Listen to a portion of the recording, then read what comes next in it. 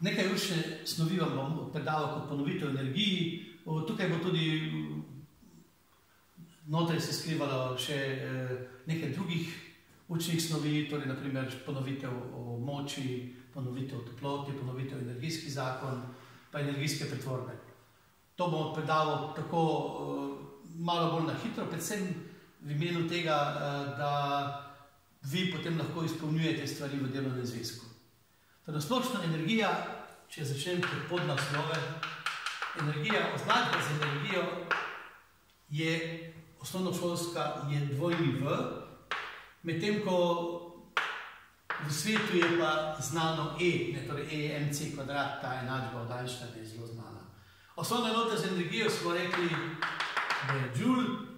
Že na naravoslovnem dnevu ste nekateri spoznali to enoto. Joule nastane iz, torej, če zapišem z besedo joule, joule nastane iz newton krat meter, druge enote pa imate še v delovnem zvezku, tako da tam lahko še izpolnite tabelo. Če hočemo, da stroji opravljajo delo, potrebujemo za to energijo. Lani smo to raziskali, večino energije dobimo od, torej, če gledamo takole, od sonca dobimo svetlobo, potem tukaj je zajeto vse, ker svetlobo gre zrak, torej tudi kroženje zraka je zaradi svetlobe, kroženje vode je zaradi svetlobe, ker se ogreva zemlja, torej to je vse sončeva energija, torej svetlova. Potem imamo še razen tega, uporabljamo še jedrsko energijo, potem razen tega uporabljamo geotermalno energijo zemlje, uporabljamo tudi notranjo kemijsko energijo, naprimer pri baterijah.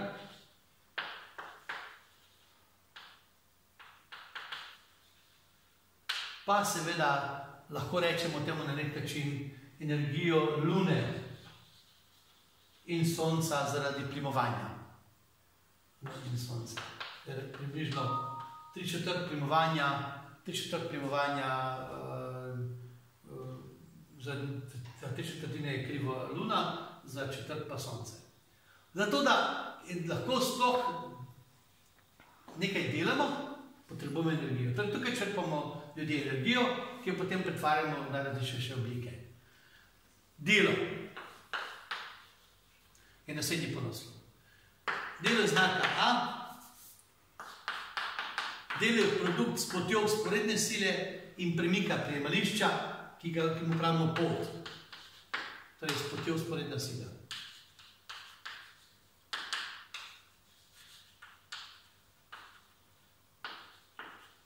Če sila ni vzporedna s potjo, potem jo moramo razstaviti na dinamično pa statično komponento, torej tisto, ki je vzporedna s potjo, pa tisto, ki je pravokotna s potjo in potem lahko za tisto, ki je vzporedna, računamo delo. Ker, če stroj dobi energijo, upravlja delo, je tudi tukaj osnovna enota joule. Večkrat omenim tudi, da je pogosta enota, ki jo doma, s katerim merite električno delo, je kilovatna ura, kaj je 3.600.000 joule. Delo smo lani jemali nekako takole, dvignem torbo do višine stola, dvignem do višine mize, kdaj opravim več dela. Ja, seveda, več dela opravim, če dvignem torbo do višine mize, ker je daljša pot. Potem pa dvignem do višine mize torbo, pa dvignem svinčnik, s katero opravim več dela. Če je torba težja od svinčnika, potem zagotovo, ker potrebujem zadnjo večjo silo, opravim več dela, kadar dvignem torbo. No in od tu naprej lahko preidemo že na kinetično energijo. Kinetično energijo imajo vsa telesa, ki se gibljajo. Torej, imajo telesa, ki se gibljajo. Odvisna je od oznaka je VK. Odvisna je od, zdaj normalno, kamion pri hitrosti 40 km/h, ker ima večjo maso, ima večjo kinetično energijo kot je navaden osebni avto, ker je odvisna od mase in hitrosti telesa. No in tu se je lansko leto nam porodil problem. Mi smo lansko leto rekli, ja, potem tako mi lahko začnemo kinetično energijo samo na ta način. Rečemo sila, krat pot. Ker na drugačen način. Pač delo je šlo za to, da je telo dobilo hitrost. Kar pa ni nujno, da gre. Zato. Če bomo to enačbo uspeli predelati, potem bi lahko izračunali kinetično energijo telesa. Pa pogledajmo, če lahko. Namesto sile lahko napišem masa, kar pospeši. Pa tukaj še vedno pot. In če to je pretvorbe enačbe nadaljujem, namesto poti, ker je začetna hitrost recimo bila nič, potem je to kar kinetična energija, bom zbrisal to spremembo, lahko namesto poti, torej namesto S, lahko napišem M krat A krat, torej zdaj namesto S pa napišem AT kvadrat polovic. To je namreč enačba, to je pot. Za pot. Ja, če imam tako enačbo, zdaj lahko napišem masa krat A krat T na kvadrat polovic. No, A krat T, tukaj imamo A na kvadrat, zato zdaj lahko A krat T napišem pa na kvadrat oboje. A krat T pa hitrost. In tukaj potem sledi enačba, da je kinetična energija telesa, če poznate maso in hitrost, masa pa hitrost na kvadrat polovic. Torej, to je zdaj neka enačba, iz katere mi lahko izpeljemo vso energijo, ki kinetično izračunamo. Ni treba, da vemo, s kakšno silo smo, da kakšne poti potiskali neko telo, ampak nam zadošča, da imamo podatek o njeni hitrosti pa o masi.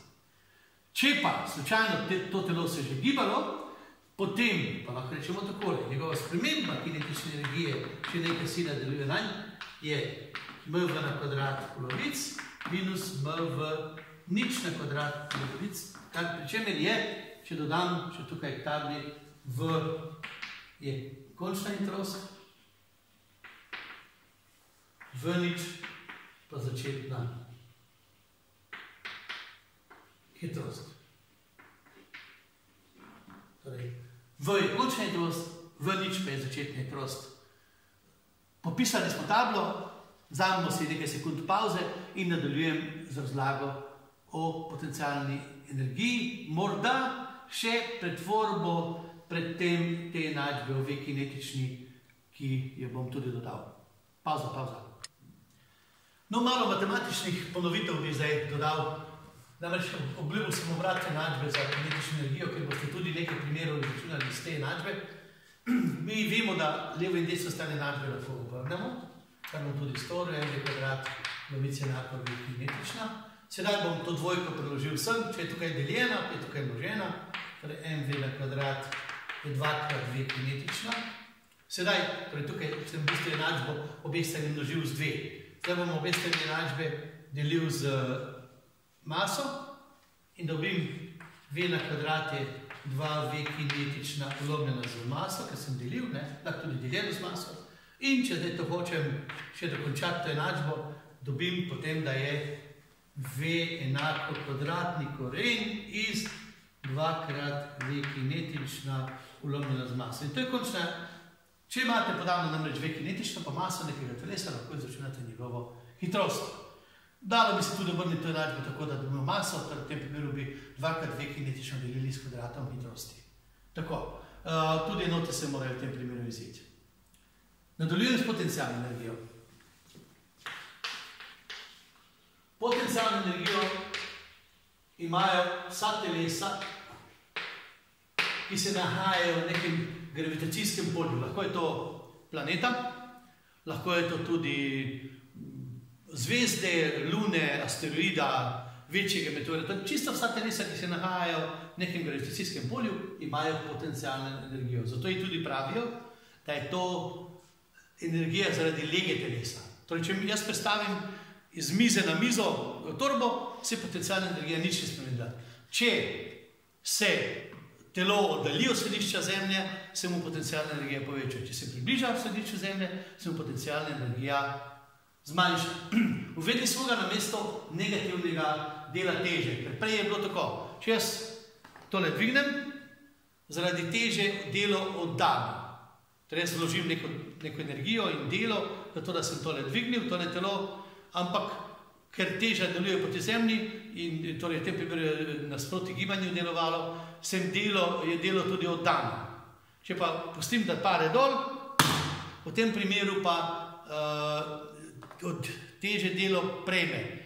Ampak fizikom se je to malo zdelo tako urejanje tega malo neumno, recimo temu, in zato so rajši rekli, ne, bomo rekli vse naprej takole. Če telo dvignem, se v potencialna energija, ker se oddali od središča planeta, poveča, ko pa ga spustim, pa se mu zmanjša in so potem na mesto, torej sprememba potencialne energije se potem glasi takole, sila gravitacije krat sprememba višine, pri čemer, če seveda višino telesa povišamo, potem bo se potencialno povečala in bo tukaj pozitivni rezultat. Če bomo pa znižali višino, bo se pa potencialna energija znižala, pri čemer mi razmišljamo takole. Sprememba višine je h minus h nič, torej to je končna, ta pa začetna višina.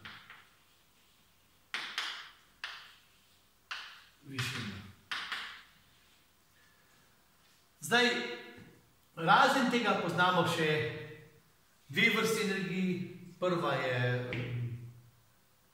notranja.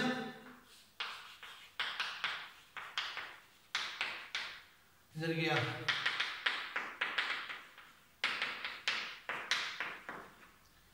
Če bi nekdo mene vprašal, katera telesa imajo notranjo energijo, bi rekel vsa. Vse, kar ima naziv telo, ima neko notranjo energijo. Ampak ta se spremeni, če se spremeni temperatura,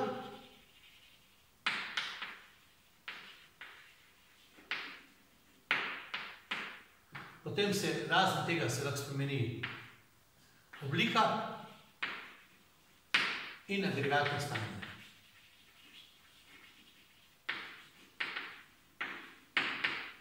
Torej, če led stalim in dobim vodo, se je notranja energija povečala.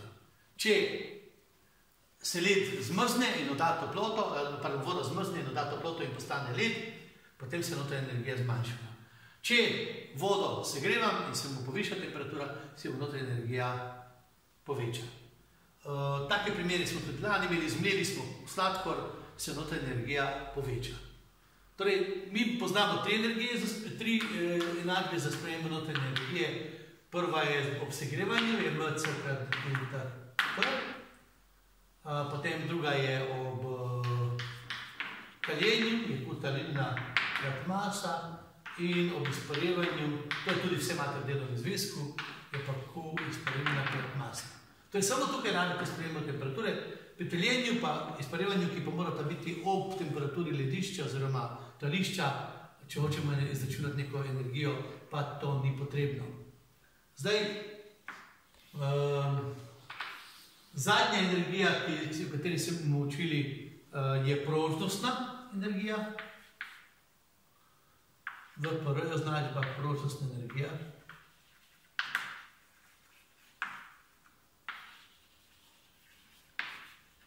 Tukaj smo se poučili lansko leto samo to. Prožnostno energijo imajo vsa napeta in prožna telesa. In potem smo tudi klasificirali, katera so prožna. Pustili smo neke kroglice, da se odbijajo.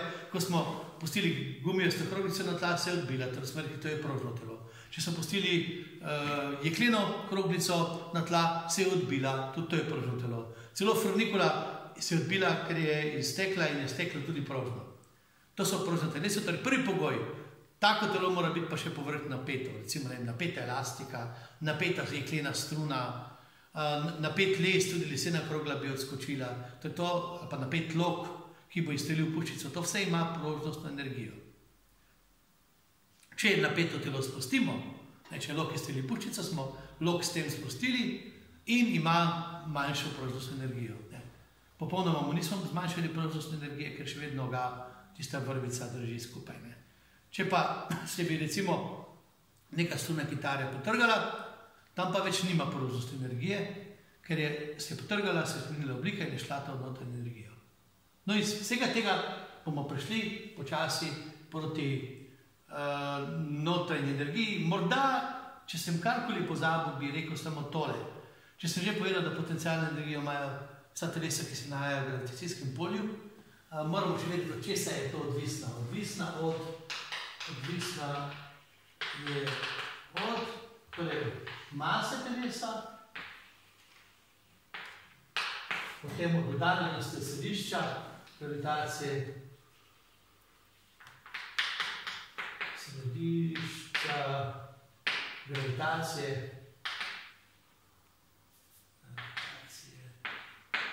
in pospeška vira gravitacije.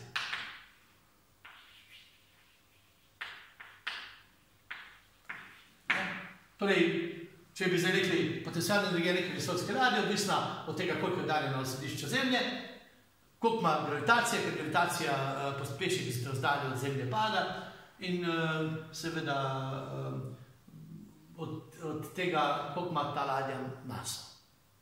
Nadaljujemo zelo malo z energijskimi pretvorbami. Lahko bi rekli, da je to neko logično nadaljevanje te snovi. Recimo, da sem 1,5 šolske ure s tem ponovil, ker pričakujem, da boste energijo in kinetično energijo in delo ponovili v eni šolski uri, potencialno pa ostali v energiji v naslednjih šolskih urah, pa majčkega računanja bo, to je zdaj 3 šolske ure, tu se je začela že 4. šolska ura. Tisti, ki smo lepo sodelovali na kakšnem drugem dnevu in se učili o energijskem zakonu, vemo, da je energijski zakon pravi, koliko dela in toplote telo prejme ali da, zato toliko se ne spremeni energija. To bi pomenilo takole. Tukaj to je energijska škala. To je naše telo. V telo lahko pride notri delo, lahko v njega pride toplota, ven iz njega gre lahko tudi manj dela ali pa več dela, pa toplota. Tu znotraj tega se pa lahko spreminjajo notranja energija, lahko se kinetična spreminja, lahko se potencialna spreminja, pa lahko se prožnostna spreminja. Za katerekoli od teh se lahko spreminja. Torej, delo se lahko prejme in oddaja, tako tudi toplota in enako potem tudi za tega se spreminja energija telesa, katera pa je potem razvidno iz dogajanja, kar se dogaja s telesom. Če pa je primer takšen, da telo nič ne dobi notri, torej nič, nula, pa tudi nič ne gre ven iz telesa, kljub temu se pa spreminjajo notranja, kinetična, potencialna, pa prožnostna energija, potem očitno tukaj gre za to, da se ena vrsta energije spreminja v drugo. In iz tega potem lahko dobimo eno kopico enačbe. Pa pogledamo, katere. Prva je recimo pri prostem padu. Pri prostem padu se telo, se v bistvu potencialna energija spreminja v kinetično. Kar pomeni, če bi zdaj napisali, da kinetična energija je potem takem sprememba kinetične enaka spremembi potencialne energije. Če zdaj to napišemo z enačbo, mv na kvadrat polovic je m krat g krat delta h.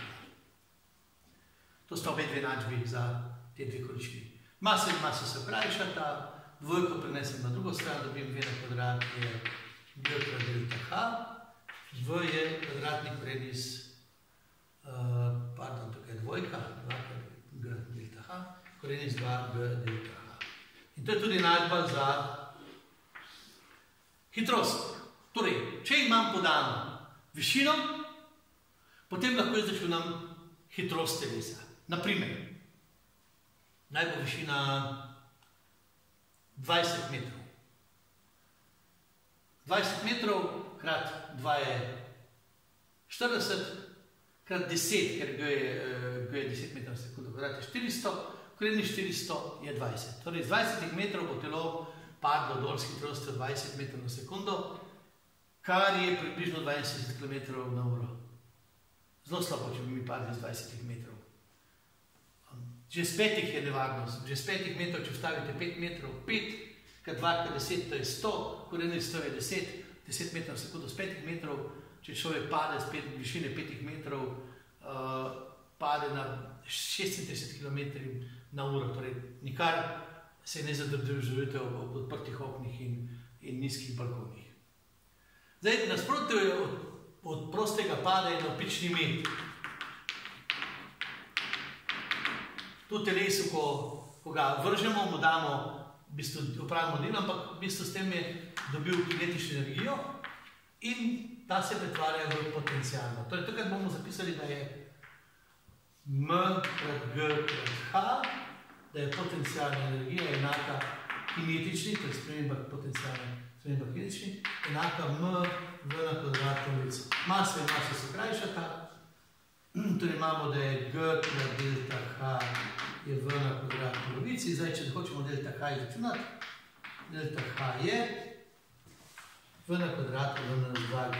Torej, tukaj tudi lahko, če vemo hitrost, s katero smo neko kroglico izstrelili, lahko ugotovimo, katero višino bo telo doseglo, torej pri energijskih pretvorbah.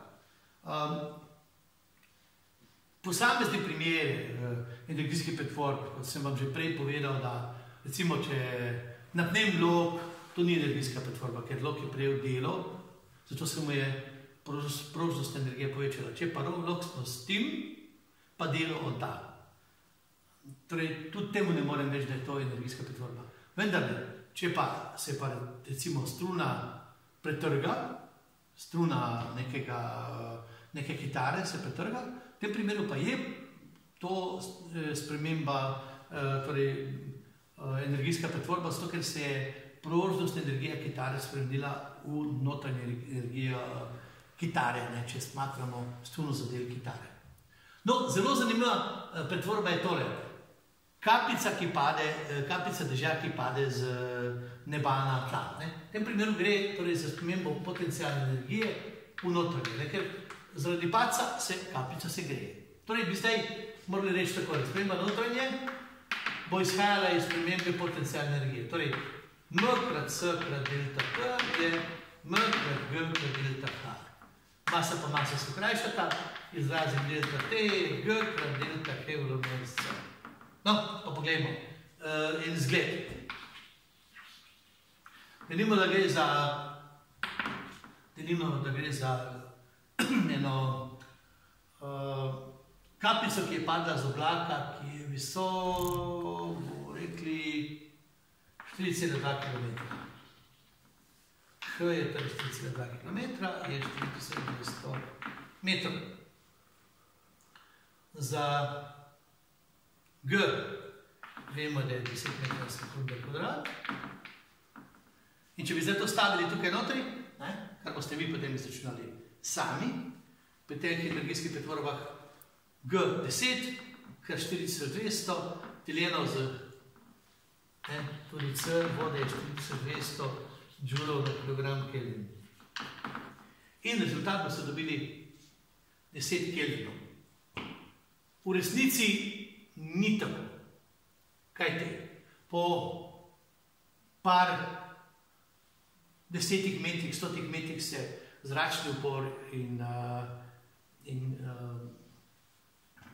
sila gravitacije izenačita in potem kapljica se giblje vse čas z enako hitrostjo in zato tudi ne bo mogla te svoje velike potencialne energije dati na koncu v notranje, ampak več ali manj odriva molekule zraka, torej ima nekaj trenja in to je vse, kar se v njo zgodi. Torej, meče v sebe stran molekule zraka in pada pod tlom, oddaja delo molekulam zraka.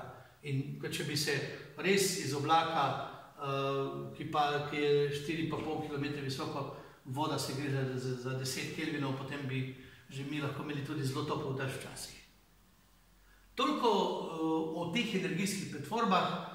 Naslednjič se vam javimo še z močjo, torej bomo moč predelali in seveda čas je, da delamo še malo bolj natančno delo z orodjem.